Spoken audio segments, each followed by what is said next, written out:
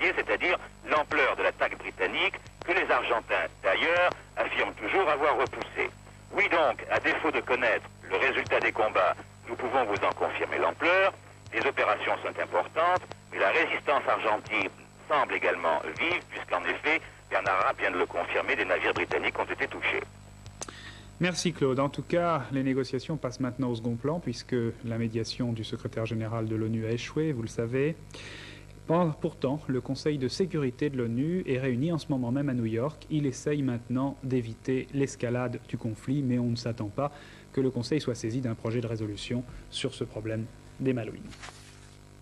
Conséquence du conflit, le repli de la livre sterling sur la plupart des places financières. Aujourd'hui, la livre cotée ce matin, par exemple, 10 francs et 77 centimes à Paris. Les autres chiffres de la journée, le dollar, lui, a coté 6 francs, en baisse aussi, mais le franc a été, dans la journée, sérieusement attaqué.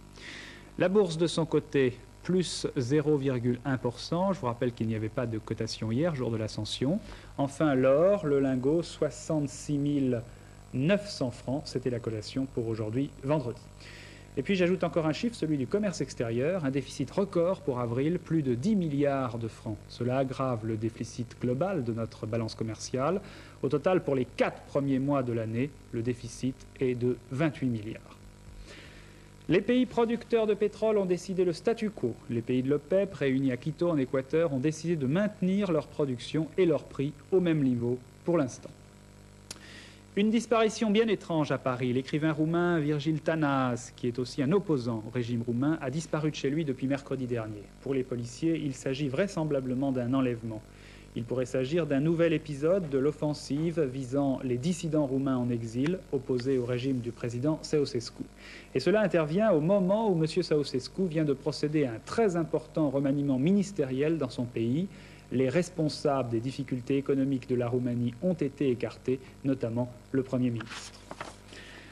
François Mitterrand en Côte d'Ivoire, une nouvelle étape du périple africain du chef de l'État. Monsieur et Madame Mitterrand ont été accueillis à l'aéroport d'Abidjan par le chef de l'État ivoirien, Félix Houphouët-Boigny. Un accueil véritablement triomphal ensuite pour le chef de l'État français dans la grande métropole d'Afrique noire, Abidjan, 1,5 million d'habitants. François Mitterrand a salué la Côte d'Ivoire comme l'un des pays les mieux développés du continent africain. Sur ce voyage, au cours duquel, je vous le rappelle, le chef de l'État français a dit que la France ne serait pas le gendarme de l'Afrique. Sur ce voyage africain du chef de l'État, l'éditorial de Georges Bortoli. François Mitterrand effectue en ce moment en Afrique un exercice difficile qui consiste à associer la tradition et la nouveauté. La tradition, parce qu'il dit par sa présence à ces foules qui viennent l'acclamer que la France va continuer ses rapports habituels avec ses amis habituels en Afrique. Mais en même temps, il fait comprendre que ces rapports directs, privilégiés avec certains pays, seront intégrés dans un ensemble plus vaste qui est sa philosophie des rapports nord-sud. Alors, le premier interlocuteur de François Mitterrand, le colonel Kounché, le président du Niger, a dit que cet ensemble d'anciens et de nouveaux pouvait et devait marcher. Il a même ajouté que les rapports franco-africains n'avaient jamais été aussi limpides. Le deuxième interlocuteur, le président Houphouët-Boigny, de son côté, ne devrait pas être trop difficile à convaincre. Cela dit, l'Afrique est un continent convoité. François Mitterrand appelle un chat. Il n'hésite pas à dire que la coopération franco-africaine ne peut pas se borner uniquement à une coopération économique, que dans certains cas, il faut être aussi solidaire sur le plan de la défense. À condition, bien sûr, que les peuples intéressés le souhaitent, car cela, on touche à la philosophie même de François Mitterrand, il faut que les rapports entre pays riches et moins riches soient conçus sur un pied d'égalité. En bref, le reste de l'actualité, Pierre Mauroy à Épinay.